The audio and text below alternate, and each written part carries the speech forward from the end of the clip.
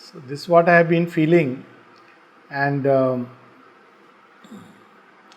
one thought which kept coming, because very often we see ashram darshan day is a very special day everywhere, and I have been far away, and then I am now in the ashram, and this used to come that oh, how special, how beautiful it is, people who are in the ashram and they can go for darshan and I've been in places where there was not even a center. And then there is something which I read from Sri Aurobindo which I can share, which is also very special. A disciple who was sitting on the staircase, which takes us to Sri Aurobindo's room. And if you have noticed, there is a very nice, beautiful thing written out there, statement of the mother, cling to truth. And I have always felt it's a double reminder. Double reminder means when we are going to Sri Aurobindo, when we are going to the divine, when we are going to the Lord, cling to truth.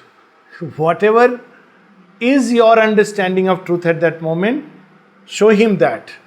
Don't put a coat of falsehood over you and go. So it's not about showing how good a guy I am with nice dress and nice this thing, but just present yourself just as you are in utter, like Krishna and the gopis, without any robes which obscure and mask.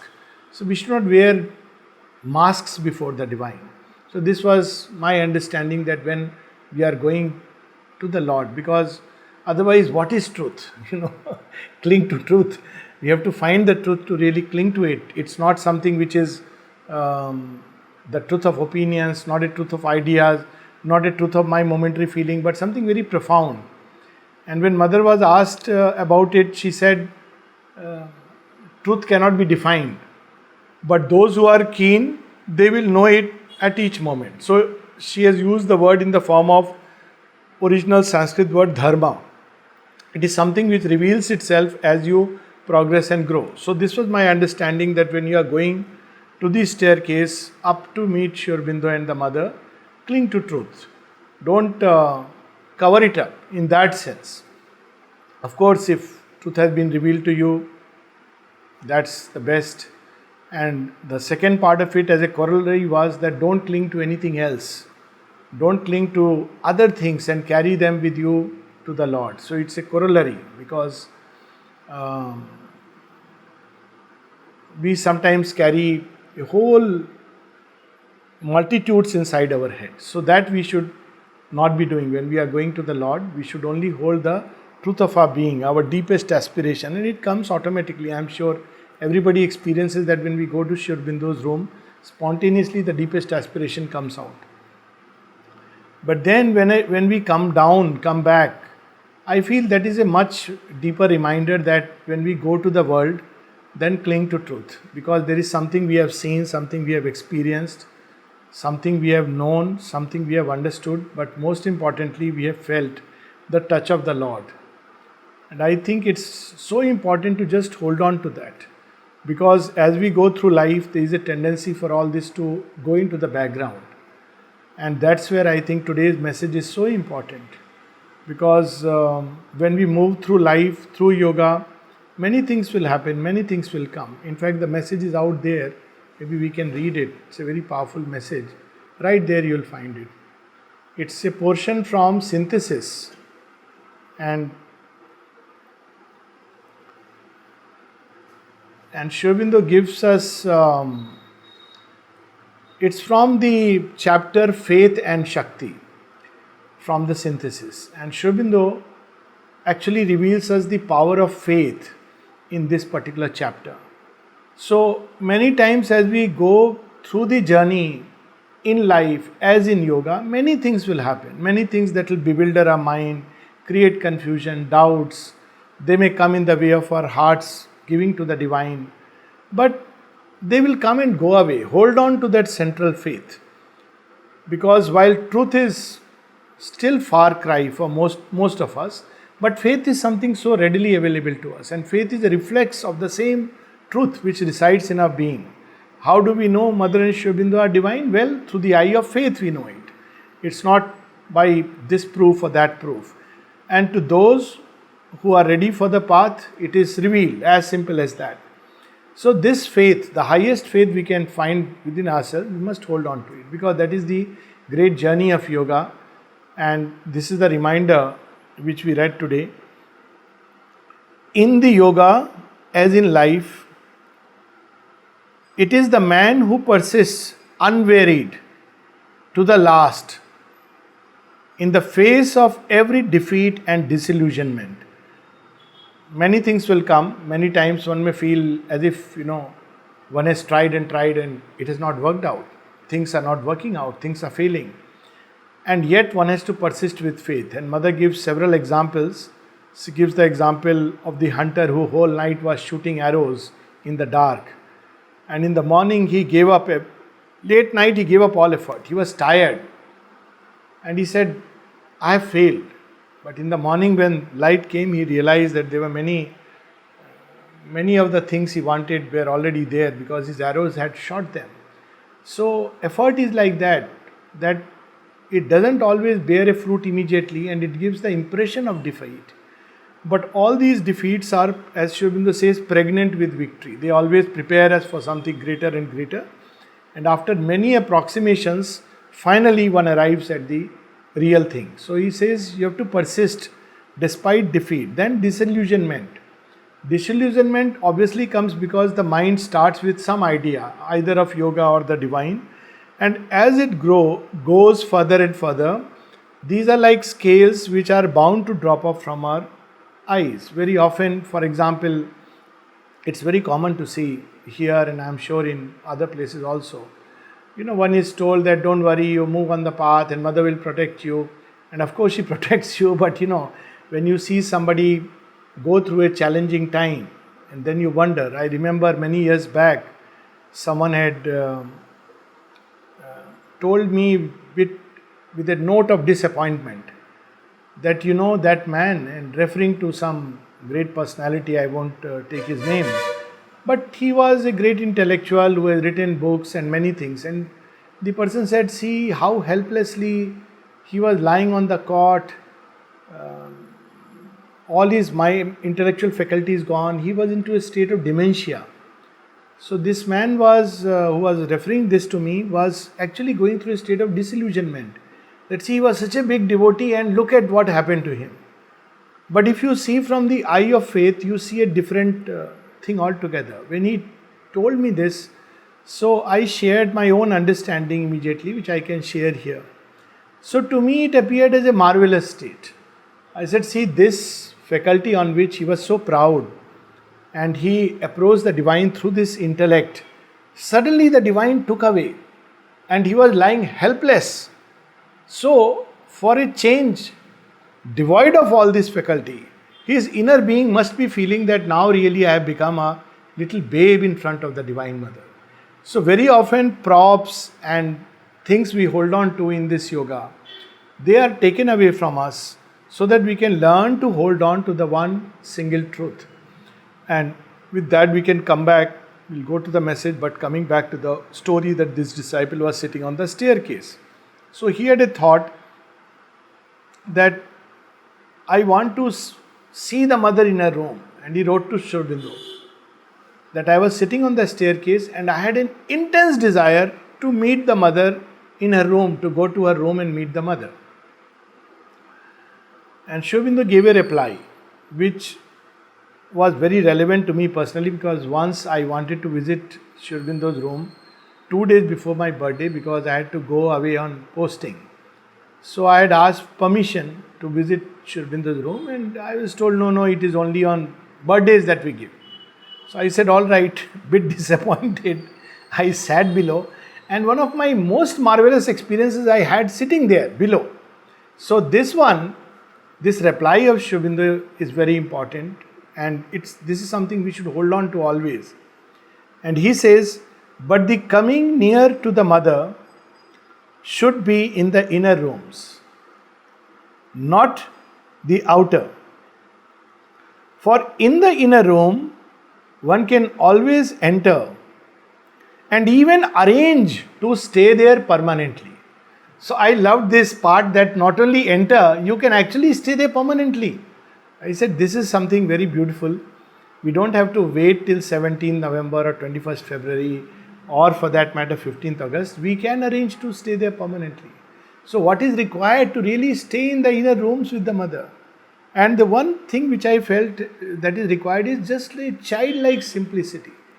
I still remember earlier when I would go, there would be a kind of awe, because you are entering the Lord's room and there are, great sadhaks sitting out there who will tell you how long to wait for pranam and when to move on.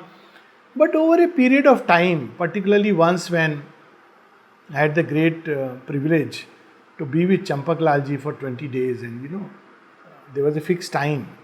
And so, as we know, it was part of Sri Aurobindo's room actually.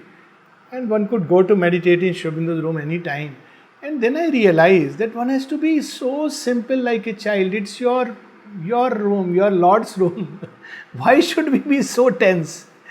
And most definitively when in the mother's room, the opportunity to serve came. So I realized that the one thing which prevents us from living in the mother's room or Sri Aurobindo's room is what mother has used the word like amour propre. There is French word. We use kind of mass and we are all the time. What is it?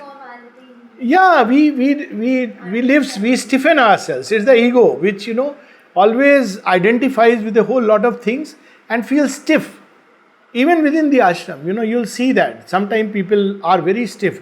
Oh, somebody will notice, somebody will say something. And, we should be like a child. One of my, our friend Mandeep's experience I can share because when he came just 2 years back permanently, so his first darshan, he was very excited. And I think a day or two before darshan, it didn't happen on darshan day, he was there in, that meditation room where mother's Mahasamadhi couch is there. And he put himself sastang, Dandvat Pranam. He felt like this from inside. Sure enough, somebody shook him up. No, you are not supposed to do this here. So I loved his answer. His answer was, if I am not supposed to do this here, tell me, where am I supposed to do this? If you can't do it here, before the Lord, where do you do this? So he said, no, it is not like that. He said, see, this is the Lord's room. I am here in that. So you should not raise your voice because the Lord is here. It came spontaneously to him.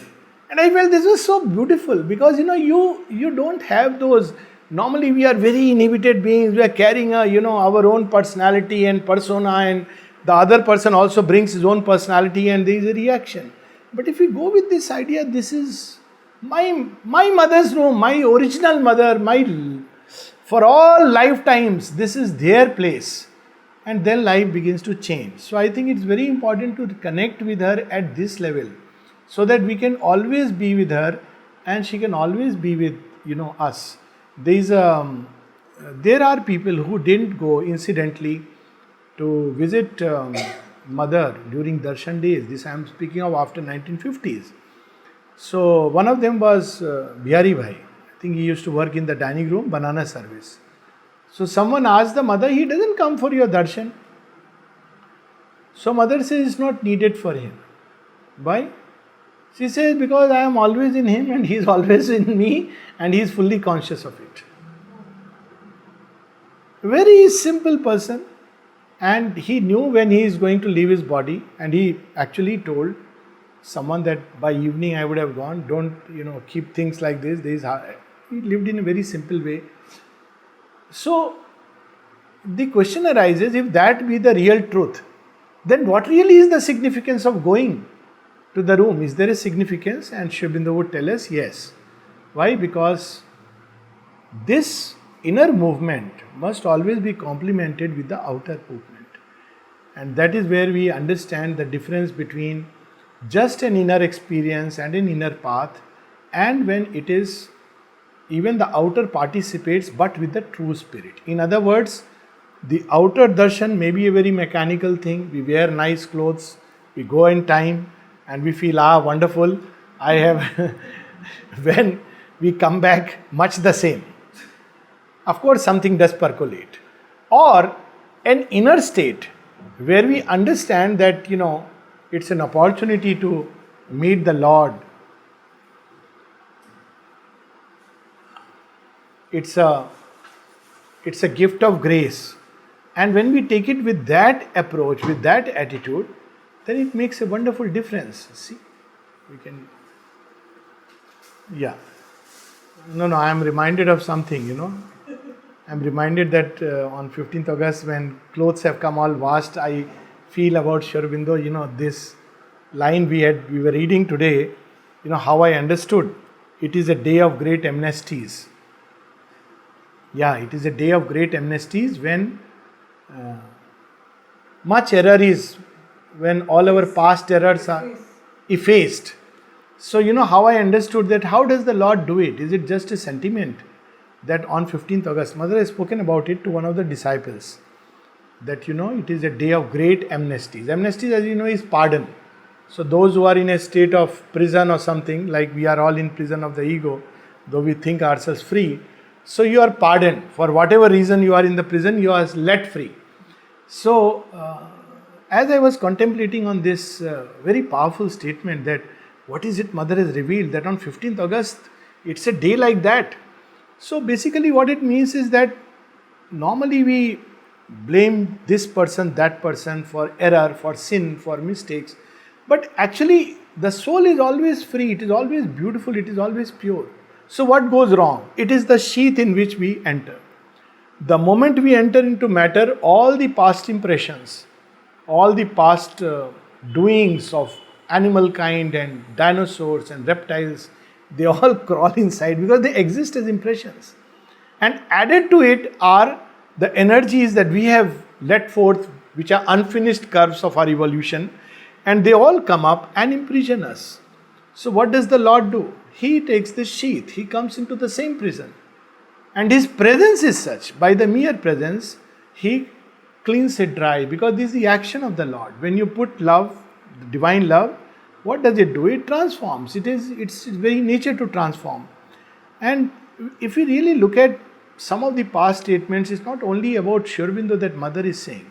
Look at what the Gita says. The Gita says something very similar, very powerful. And Sri Aurobindo says this doctrine is for the great and the strong. What is it?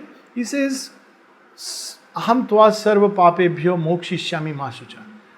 If you turn to me and surrender to me, then I will deliver you from all sin and evil. Do not grieve. The same thing we hear Christ saying. So these avatars, which are descents of the divine in humanity, by the very fact that they assume a mortal robe, they act like a super detergent upon matter and clean it dry. And in a certain sense, it is done for the whole humanity, but for those who are open, the process is very fast and accelerated. In a certain sense, done for whole humanity. And actually, if you see, I don't know how it has been in Russia or other parts of the world. I guess in humanity was much the same. At least I know that 1916, 17, people were hanged openly in India by civilized nations of the world. So I can say for sure there was Jallianwala Bagh where hundreds were massacred. And humanity, this was the state of humanity. And look at what has happened soon after Sri Aurobindo and the Mother's advent. Today, if you hang even a criminal or a terrorist, there are questions raised. Humanity is thinking whether you should do it or you shouldn't do it. Now, what is sea change within hardly, 60 years of supramental descent? So I feel it is because it's a kind of amnesty where matter has been washed of many stains. But because of the habitual grooves, man will again try. But then, because the cleansing action is so strong and because the presence is so strong, it will be like a deterrent. It will be like a preventive. So all this will come in the way, and yet we have to move on. So we should not accept disillusionment, we should not accept defeat. And then he also says, today's message, and of all confronting, hostile and contradicting events and powers. So the path is not easy. Shubindu in one of his letters says that there is no yoga made easy like French without tears. So maybe we should say Russian without tears, at least for me, Probably it will be as difficult as, probably it is easier than French. But nevertheless, the thing is that in the path of yoga, many things come. And the mother has said that they will come because they want to test us, how much we are ready for the next level. Not the divine. People often believe the divine tests us. And she says very clearly, my child, divine never tests you because divine knows us. She doesn't need to test us. She knows how thick water we are in. So she is always on our side. But still these forces they have come into existence and this is their work. Like the adverse forces. She has said that they will test us by telling us that we are no good, we are useless. Then they will bring guilt, they will bring all kinds of things. And mother says, whenever I meet some of these fellows, all that I tell them is that okay, gentlemen, I know you are instrument of sincerity, but you don't know grace. So she reminds us about grace again and again, that there is grace. So disillusionment is likely to come, opposition is likely to come from various forces which will deny the passage, and yet we have to persist. All that is needed is to persist. And there are so many lessons about it. One I know about a tree which keeps, if the roots meet an obstruction of something rocky on its path, then it secretes a chemical which will eventually melt the rock and pass through. The evidence of this persistence is our service tree. Have you seen something? How service tree branches, some of them have come out from the ground. Going through every obstacle they have come out. And it's so amazing. Every time one looks at it in the ashram courtyard, one feels, wow, this is persistence. It breaks through all kinds of resistances and comes out. And even the plant eventually comes out because it's drawn to the light. And you put it under the soil, the seed will eventually come out. So all these things will come on the way, and yet we have to persist. Contradicting events and powers. Everything will contradict our aspiration, come in the way, and yet one has to persist. And then Sri Aurobindo gives the same assurance, who conquers in the end. So who conquers in the end? Who persists, regardless of difficulties. To believe that yoga will be easy and there will be no difficulties is to live in an illusory world. And one of the disillusionments that people feel is when they find difficulties. People come to ashram, and I have seen this. And in ashram there is a famous saying that for the first year you have to go through what is called as brahmacharya phase. You know what is brahmacharya phase? It's a very tough training. Tough training from everywhere. The people whom you felt were very nice, very sweet, they will shout at you suddenly for no fault of yours. They will be very rude and rough, and you wonder what has happened. Because you have to, it's like, do you still hold on? For the mother, for the mother, for the mother, not for human beings, not for anybody else, then you are through. So this is something which one faces. So many people don't understand. They even get impulse to go away, turn away. And I am aware of people who leave and go away. There are people who even after years could not stay and they went away. Because these things will come. They are there in the nature of the path. So if we believe that it's going to be easy and there are not going to be any opposition, then we are living in a illusory yoga. But real yoga is in real time. Even to the most surrendered one who is walking the sunlit path, who is strong inside, still the challenges will come. So what is the difference? Sri Aurobindo says the difference is those who walk the sunlit path, they face it with the right attitude, and therefore they are always full of joy. It's not that difficulties will not come. So we are given a mantra of persistence, and that person conquers in the end and finds his faith justified, because we start our journey with the faith. It's a reflex of knowledge, but we don't know. It's just a faith that there is a supramental truth, there is the new creation, but we don't know anything about it. Even if we read all the books, we don't understand it unless you start becoming it.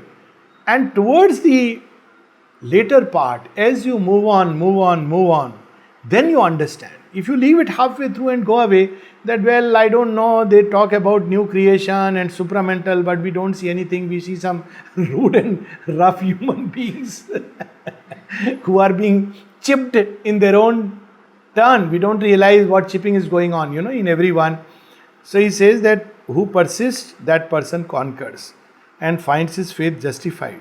So somebody may say, oh, this is very holy sentiment. Sri Aurobindo says, no, there is a logic to it.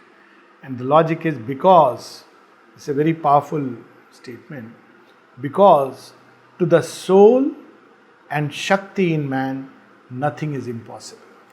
The Shakti is the Divine Mother's presence, and where the two come together. And here we again see something which some of us may remember from the Gita. Do you remember that line? Yatra Partho Dhanurdhara, Yatra. It comes at the end, where basically it's about wherever there is Krishna, the Lord, and wherever there is Arjuna, the disciple, Parth, there is victory. At the end of the whole Gita, when Yatra Yogeshwara Krishna, Yatra Partha Dhanurdhara. Yes. It's very interesting. The gist of the Gita. Gita is so much, there is a war, there is bloodshed and whatever is going to happen. So at the end, Sanjay is asked by the blind king that give me the gist. What is all this about? He says, look, I can tell you one thing after seeing the whole scene and hearing the whole book. So what is the truth you have understood? He says, I know only one thing. Wherever there is Shri Krishna and wherever there is Arjuna, there is victory. As simple as that. So, of course, Shri Krishna is the divine charioteer and Arjuna is the human disciple.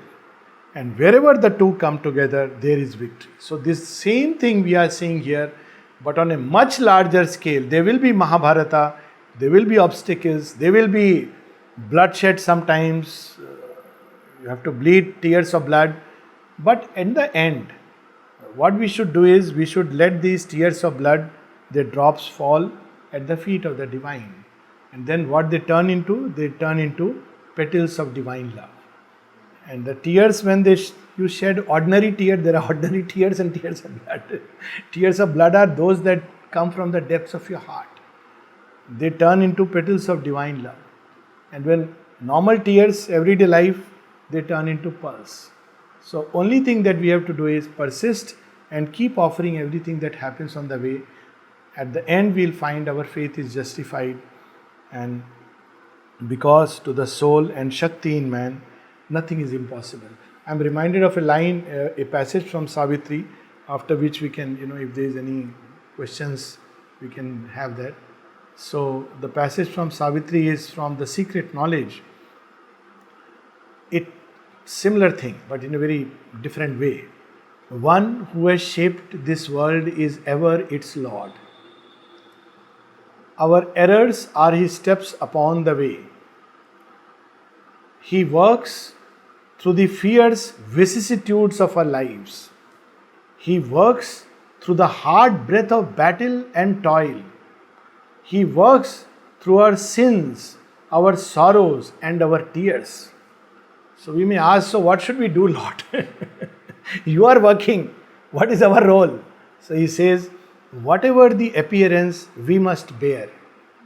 Whatever our strong ills and present fate, when nothing we can see but drift and bail, a mighty guidance leads us still through all. And then he gives us the grand assurance, a date is fixed in the calendar of the unknown, an anniversary of our birth sublime. What is that birth sublime? All this is a prefixed match we are playing. It's a prefixed event. So the day we plunged into creation, it was decided that thus shall it be. And time to time, we have to just remind ourselves. And when divine being comes, when he takes a human body and gives us the assurance, he is reminding us of the original promise of the Lord. The promise that stands always, that one day thou shalt become like me, just as I have become you. So this is the great promise. A day is fixed in the calendar of the unknown, an anniversary of our birth sublime. Our souls shall justify its checkered walk. See a similar thing, the faith. Our souls shall justify its checkered walk. All shall come near, that now is not or far. So all that seems far will come near us. And then the master two lines, after we have served this great divided world, we cannot escape. We have to go through life. And it is a divided world. After we have served this great divided world in a state of division, God's bliss and oneness is our inborn right. It is bound to come. We have to go through this in the spirit of service, love, and most important, we have to keep faith. Mother has said, my child, you must guard your faith as a priceless treasure. All other things, mistakes, errors is one thing. Faith, if that is getting clouded, watch out. Who is stealing it? Who is trying to rob it? Under what mask the forces are entering to eat away? Faith is something so precious. He has used the word like a priceless treasure. So it's the same gospel of faith that Sri Aurobindo reveals today. With this message we will close. In the yoga, as in life, it is the man who persists unwearied to the last in the face of every defeat and disillusionment and of all confronting, hostile and contradicting events and powers, who conquers in the end and finds his faith justified, because to the soul and Shakti in man nothing is impossible. One more sentence of Sri Aurobindo. He said, all that you need to know in yoga is there is a soul within and there is a grace above. Nirodha asked him, sir, a most stimulating formula yours. Is it as simple as that? He said, yes. All that you need to know is there is a soul within and grace above. So he said, in that case, even the cat, cat, he talks about the baby cat attitude in that same series of correspondence. He said, yes. How do you know that the cat is not evolving? That's all that is required, just to be near. And this is a real example. Sometimes I wonder how Mother has said so simply. She has, they have a way of saying, and that's why I feel when we read Mother and Sri Aurobindo, we should not get lost in the words, but try to enter the state of consciousness. I'll give you this small little story. We all are aware of it. That there was a cat called Kiki, and she used to sit and meditate, and she would leap on the chair. And there are stories when Sri Aurobindo would come, she is sitting on the chair and the Lord would not disturb her and sit on the edge. It's a wonderful story of divine compassion.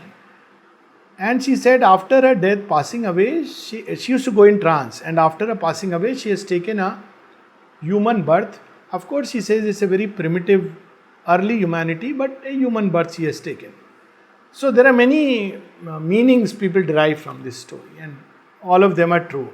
But I had a very different meaning. Yes, all this is true, but the biggest take-home point for me was, if a cat, by merely living near the master and the mother, can be engaged in yoga, at least we are supposed to make some conscious effort.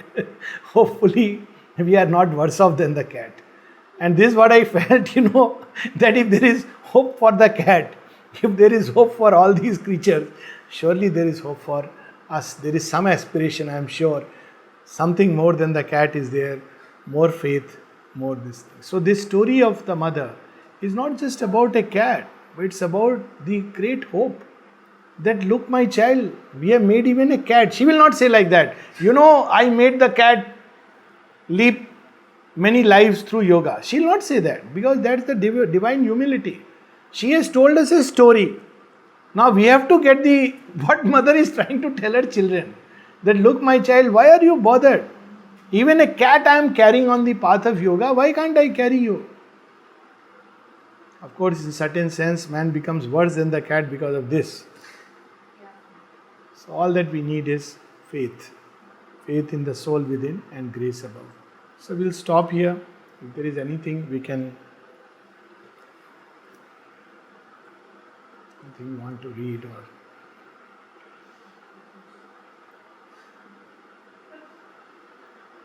Actually, it is a day of so much joy and gratitude.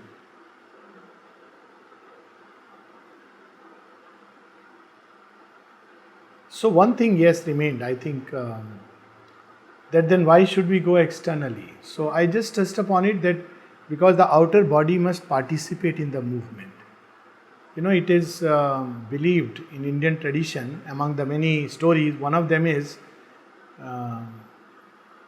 it's a story which comes in the context of the Mahabharata, that every time you go to a tirtha is, holy spot, where somebody has done tapasya, says by the very fact that you walk up to that place, many of your sins go away. And it is said by Draupadi that each step you take is like a yagna.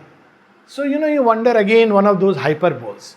But if you look at it from a different perspective, well, when the outer body participates in the journey, then the knot of the problem which is in the body, that begins to engage in yoga. Because while we all can engage in inner yagna, but what is this outer yagna? Outer yagna of the body, yoga of the body. People write very complicated books and they go into all kinds of scholarly derivations about yoga of the body.